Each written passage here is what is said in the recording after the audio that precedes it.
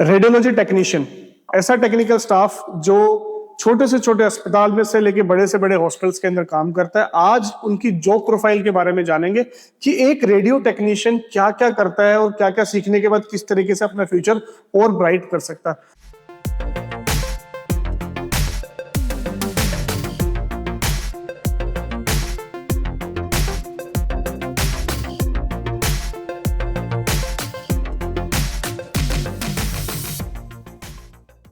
Hello friends, I am doctor Sunil Saini और welcome to global A1 institute of paramedical science. Radiology technician, आमतौर पर लोग सोचते हैं कि रेडियोलॉजी टेक्नीशियन का मतलब है सिर्फ जो एक्सरे करता हो, लेकिन ऐसा नहीं है। इसलिए इस वीडियो को लास्ट तक जरूर देखिएगा। जो भी स्टूडेंट्स या फिर जो पेरेंट्स देख रहे हैं अपने बच्चों के लिए और वो पैरामेडिकल कोर्सेज को अपने बच्चों को कराना चाहते हैं, तो रेडियोलॉजी टेक्नीशियन कोर्स करने के बाद बच्चे का भविष्य बहुत ब्राइट है।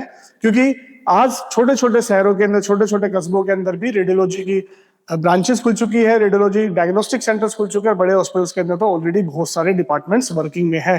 तो आमतौर पर ये धारणा होती है कि हम सिर्फ रेडियोलॉजी टेक्नीशियन का मतलब जो सिर्फ एक्सरे करता है, लेकिन आपको जानकर हैरानी होगी कि वो सिर्फ बेसिक पार्ट है। सबसे पहली चीज जो रेडियोलॉजी टेक्नीशियन करता है वो एक्सरे होता है। तो सबसे पहली चीज है उसमें क्या क्या वो करेगा, तो एक्सरे जब भी हम देखेंगे, जैसे ट्रॉमा किसी को होगा, किसी को चोट लगे तो आज के टाइम में एक्सरे लिखे जाते हैं, किसी को चेस्ट में प्रॉब्लम हो तो एक्सरे लिखे जाते हैं। इनफैक्ट यूरोलॉजी वाले भी एक्सरे एब्डोमेन करवाते हैं। सारी चीज तो एक्सरे बहुत ही कॉमन चीज है। ये छोटे छोटे अस्पतालों के अंदर भी रिक्वायरमेंट होती है और बड़े से बड़े हॉस्पिटल्स के अंदर भी रिक्वायरमेंट होती है। जो भी ऑर्थोपेडिक्स के डिपार्टमेंट्स हैं उनके साथ तो रेडियोलॉजी में एक्सरे बहुत ही कॉमन होता है।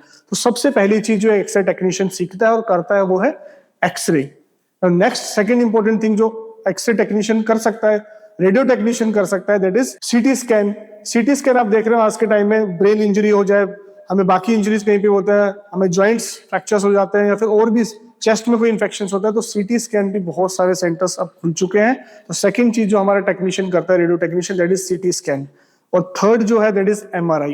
तो ये तो मैंने बेसिक आपको बताया कि x ray, CT scan and MRI। अब MRI भी आप जान के हैरान होंगे कि MRI जितने भी करते हैं वो हमारे MRI टेक्निकल स्टाफ ही होते हैं, जो रेडियोलॉजी टेक्नीशियन स्टाफ ही होते हैं। डॉक्टर ना एक्सरे करते हैं, जिनको हम रेडियोलॉजी डॉक्टर्स कहते हैं, जिनको MD रेडियोलॉजिस्ट होते हैं, ना तो वो एक्सरे करते हैं, ना वो सीटी स्कैन करते हैं, ना वो MRI करते हैं। वो सिर्फ और सिर्फ रिपोर्टिंग करते हैं। इसलिए इन तीनों चीजों को करने के लिए टेक्निकल स्टाफ ही करता है, एक्सरे हो चाहे सीटी हो चाहे MRI हो। अल्ट्रासाउंड एक ऐसी चीज है जिसके अंदर टेक्निकल स्टाफ खड़ा जरूर रहता है, लेकिन ultrasound most of the time हमेशा डॉक्टर्स खुद ही करते हैं। इसलिए या तो सोनोलॉजिस्ट होते हैं या फिर रेडियोलॉजी डॉक्टर्स जो हमारे होते हैं वो अल्ट्रासाउंड करते हैं।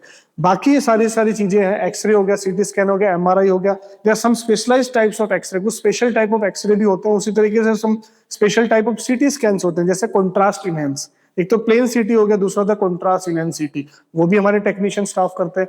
इसी तरीके से MRI में भी होता है plain MRI and contrast enhance MRI, वो भी हमारे स्टाफ ही करते हैं, technical staff, that is radiology का टेक्नीशियन स्टाफ ही करते हैं। तो ये सारी की सारी तमाम चीजें हमारे रेडियोलॉजी टेक्नीशियन स्टाफ ही करते हैं। तो ये आप बिल्कुल दिमाग से निकाल दीजिए कि सिर्फ रेडियोलॉजी टेक्नीशियन का मतलब होता है एक्सरे, सीटी, MRI, ये सारे के सारे डिमांड्स, ये सारे की सारी रिक्वायरमेंट जो है हमारे टेक्निकल स्टाफ ही करता है, रेडियोलॉजी का टेक्निकल स्टाफ ही करता है।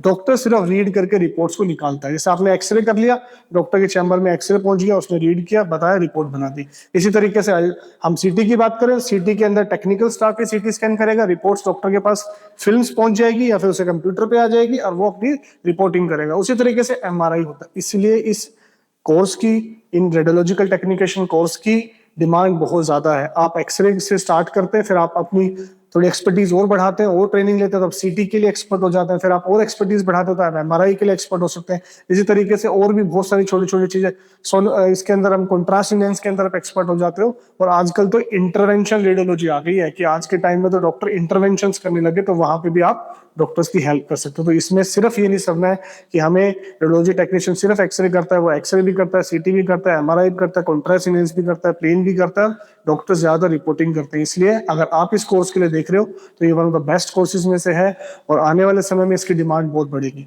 सो फ्रेंड्स, अगर आपको कोई भी कंफ्यूजन है, पैरामेडिकल की तरफ जाना चाहते हो, अपने बच्चों के लिए इसका भविष्य देख रहे हैं, तो नीचे दिए गए नंबर पे कांटेक्ट कर सकते हैं। फिर भी अगर आपकी कोई कंफ्यूजन है तो हमारे काउंसलर से free counselling online as well as offline ले सकते हैं।